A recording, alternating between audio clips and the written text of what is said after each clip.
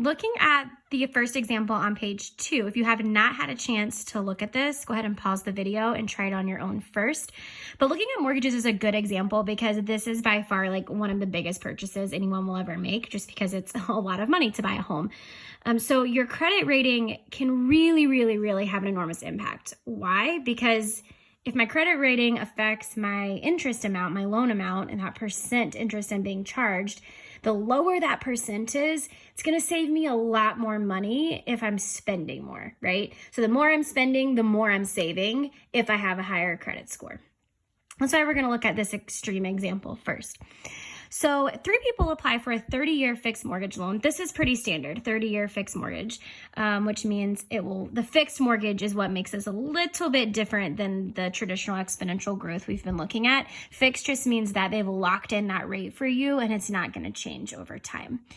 With a mortgage amount of $100,000. So that mortgage amount, you can click this link here if you want to learn more about mortgages, but that just means your initial principal, like your loan amount, right? So P equals 100,000. So I'm taking out $100,000. I don't have $100,000 in my pocket, so I'm going to go to a bank and say, hey, bank, can you loan me this money, right? Well, their credit score is going to affect, so candidate A, B, and C, whatever their credit score is going to affect what rate they get from the bank, or if they even get approved by the bank. So if I look at person A, they have an excellent credit score and they have a 4% interest rate.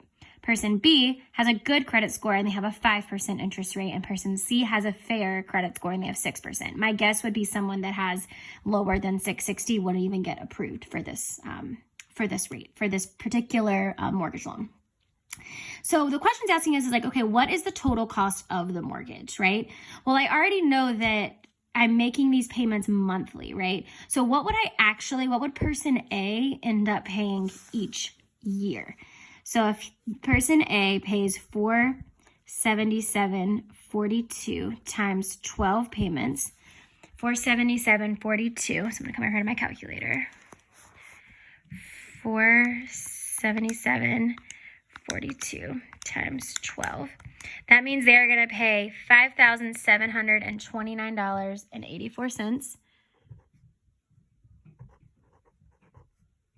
I'm sorry, and 4 cents. So they're going to pay $5,729 per year, right? But I'm not taking out the loan for 1 year. I'm taking out the loan for 30 years, right? So I need to multiply this amount by 30 years. So I'm going to come back to my calculator and I'm going to do times 30. And that is going to give me $171,871.20. So over here, the total cost of that mortgage is going to be $171,871.20. How much did they originally take out? $100,000, right? That's all they really borrowed. So the bank is actually making how much off of this person? Well, this payment minus the principal, what they actually loaned them was $100,000. And that's going to give me $71,871.20, right?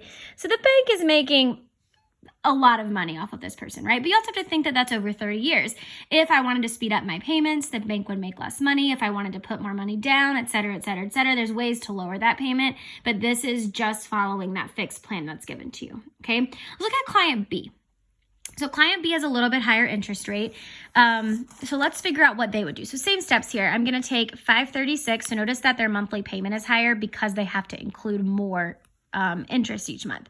So 536.82 times 12 is going to tell me how much I'm paying per year. So 536.82 times 12 gives me $6,441.84. So a good amount more than what we were paying over here. All right, but I want to know not just for 1 year, I want to know times 30 years. So I'm going to take that number times 30, and I'm going to get over the life of my loan, I'll end up paying $193,255.20. So I'm going to come up here and I'm going to do $193,255.20.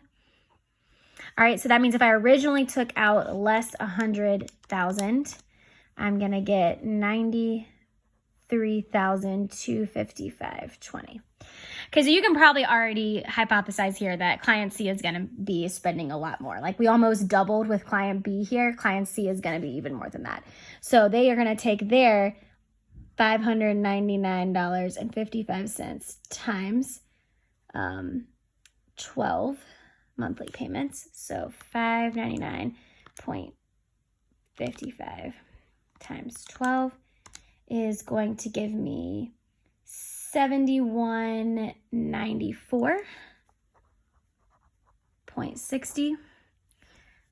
So that's $7,000, a little over $7,000 a month times 30 years. Sorry, a little over $7,000 a year times 30 years is going to give me $215,838.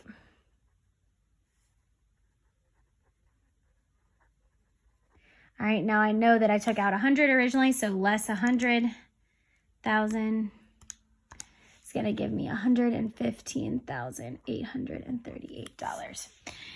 Okay, so I'm going to let you guys answer this one here. What do you notice about the payments? So specifically talking about like how does your credit score affect how much you're going to end up paying over time, right?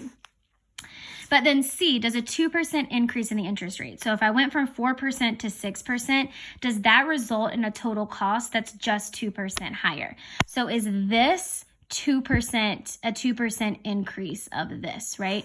Well, I know if it's an increase, keep a couple of things in mind. I have to remember it's 1 plus my percent, right? Which is what we've been looking at. So let's just set this up and see. I can look at this and tell, oh no, I increased a lot more than 2% here, right? Because 2% of 171 would be, you could do the math and calculate that and know that it's not going to add up. But to figure out exactly how much it is, let's do a calculation here. So what percent of my initial total mortgage, so what percent of, so X percent of 171,871.20 is going to give me my increase here, 215,838 point, I think that's dollars. Yep, just dollars. All right, so how could I figure out X? Well, I want to divide by 171.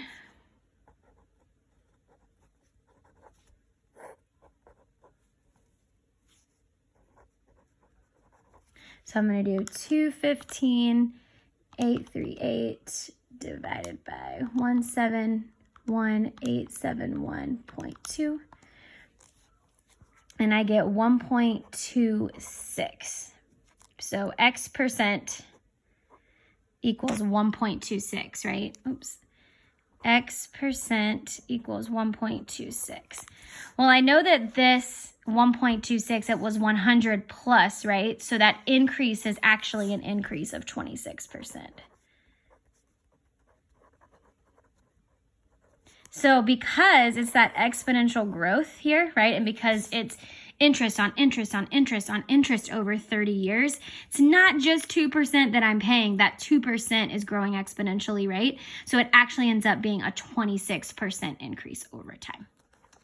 Okay, we're gonna move on to our last set of notes and then some extra examples. So pause the video now and then make sure if you take a little break, you do so, and we're gonna pick right back up with credit cards.